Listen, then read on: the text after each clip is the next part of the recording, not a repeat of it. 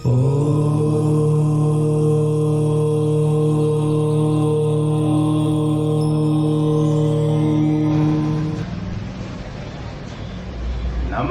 साथियों, मैं आपका अपना संदीप सिंह चौहान आप सभी साथियों का हार्दिक अभिनंदन, वंदन व स्वागत करता हूं अपने एस्ट्रो क्लिनिक चैनल पर। साथियों, जैसा कि आप जानते हैं, प्रेम विवाह योग पर सीरीज चल रही है। अगर आपने पार्ट 1 नहीं देखा है तो सर्वप्रथम जाके पार्ट 1 देखें। आज पार्ट 2 है प्रेम विवाह योग पर। कुछ सूत्र मैं इसमें दे रहा हूं, लेकिन साथियों आपसे मैं माफी मांगना चाहूंगा। सभी सूत्रों को सम्मिलित नहीं किया जा सकता है, तो इसलिए कुछ सूत्र दे रहा हूं, अन्यथा वीडियो बहुत लंबा हो जाएगा। ज्यादा निराश होने की जरूरत नहीं है। अगर आप अपनी कुंडली में ये देखना चाहते हैं कि प्रेम विवाह योग है कि नहीं, तो आप मुझसे व्हाट्सएप नंबर पर संपर्क कर सकते हैं। आइए साथियों, तो आज का वीडियो हम लोग शुरू करते हैं। आइए साथियों, कुछ अन्य महत्वपूर्ण प्रेम विवाह योग देखते हैं। मंगल शुक्र की युति। अगर आपकी कुंडली में मंगल शुक्र की युति है तो आप मान सकते हैं कि आपकी कुंडली में प्रेम विवाह योग है। एक अच्छी संभावना है। मंगल शुक्र की युति 12 भाव में हो तो हम ये मान सकते हैं कि प्रेम विवाह हो सकता है। एग्जाम्पल के तौर पर हम देखते हैं, पहला उदाहरण मेष लगन। 5th हाउस में आप मंगल शुक्र की युति देख रहे हैं। ये मेष लगन की कुंडली है, तो यहाँ कहा जा सकता है कि प्रेम विवाह हो सकता है।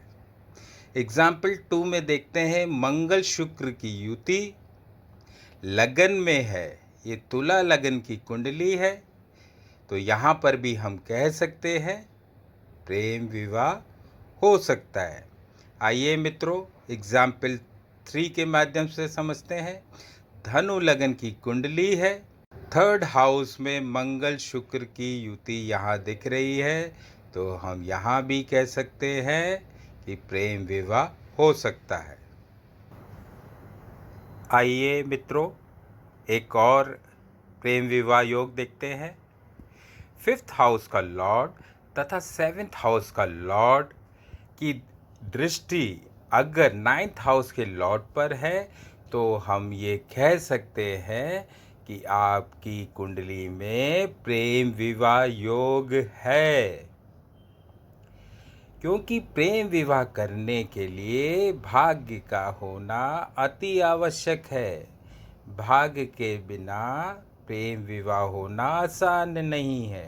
9th हाउस जो होता है वो भाग्य का घर होता है।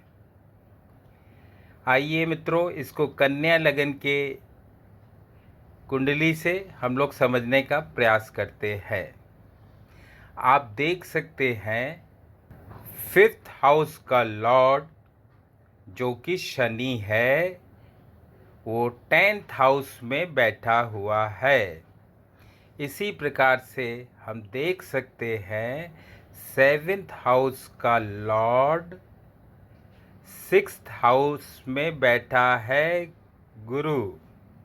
9th हाउस का लॉर्ड 12th हाउस में बैठा है शुक्र। शुक्र को शनि तीसरी दृष्टि से देख रहा है। शनि को विशेष दृष्टियां हासिल हैं, जिससे वह तीसरी दृष्टि से शुक्र को देख रहा है। गुरु भी शुक्र को 7वीं दृष्टि से देख रहा है। अतः 5th हाउस का लॉर्ड, 7th हाउस का लॉर्ड 9th हाउस के लॉर्ड को देख रहे हैं। तो यहाँ पर हम कह सकते हैं कि प्रेम विवाह योग है। आइए मित्रों, अब हम एक अन्य उदाहरण से समझते हैं कि आपकी कुंडली में प्रेम विवाह योग है कि नहीं। अगर 5th हाउस में चंद्रमा बैठा हुआ है तो आप कह सकते हैं कि आपका प्रेम विवाह हो सकता है। आइए मित्रों, इसको एक उदाहरण के माध्यम से समझते हैं। मेष लगन की ये कुंडली है, 5th हाउस में चंद्रमा बैठा हुआ दिख रहा है। किसी भी लगन की कुंडली हो सकती है, जहाँ 5 लिखा हुआ है वहाँ चंद्रमा बैठा हुआ है, वहाँ 6 लिखा हो, 7 लिखा हो, 8 लिखा हो, उससे मतलब नहीं है। अगर चंद्रमा बैठा हुआ है तो हम कह सकते हैं आपके प्रेम विवाह योग की कुछ संभावनाएं बनती है। आइए मित्रों, कुछ आंशिक प्रेम विवाह योग देखते हैं। 5th हाउस के लॉर्ड का 7th हाउस में बैठना, इसको एक एग्जाम्पल के माध्यम समझते हैं। ये मेष लगन की कुंडली है, इसमें आप देख सकते हैं 5th हाउस का लॉर्ड सूर्य है,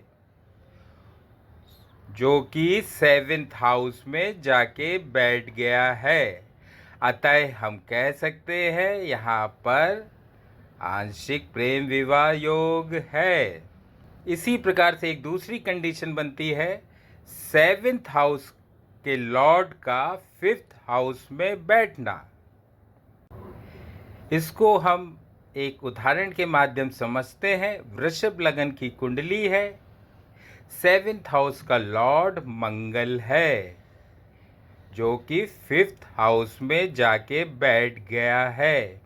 यहाँ पर भी हम कह सकते हैं कि आंशिक प्रेम विवाह योग बनता है। प्रेम विवाह योग की कुछ संभावनाएं बन रही हैं।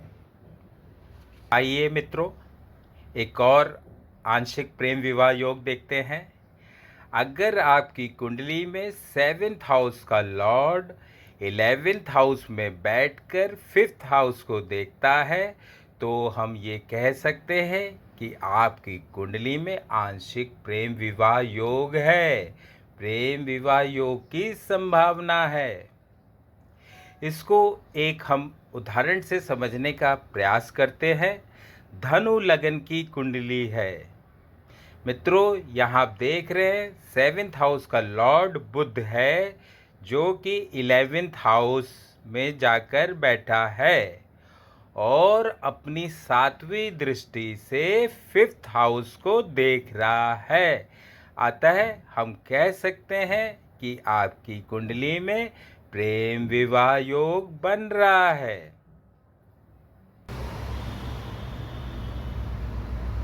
साथियों, ये प्रेम विवाह पार्ट 2 था।